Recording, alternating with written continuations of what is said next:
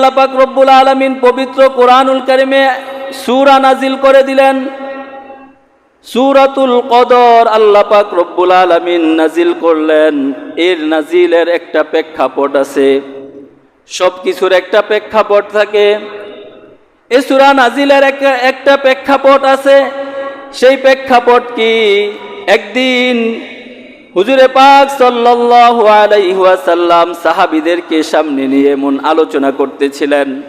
এক পর্যায়ে তিনি বললেন, বনি ইসরাইলের এক ব্যক্তি ছিল যিনি 1000 বছর পর্যন্ত যুদ্ধে এসে ধারাবাহিকভাবে অনবরত যুদ্ধে কাটাইতো, কখনো যুদ্ধের থেকে বিরতি দিত না। যুদ্ধের ফজিলত অনেক বেশি, জিহাদের মধ্যে সে কাটাইতো, সারা বছর জিহাদে থাকতো। এমন 1000 বছর সে জিহাদের মধ্যে কাটাইতো।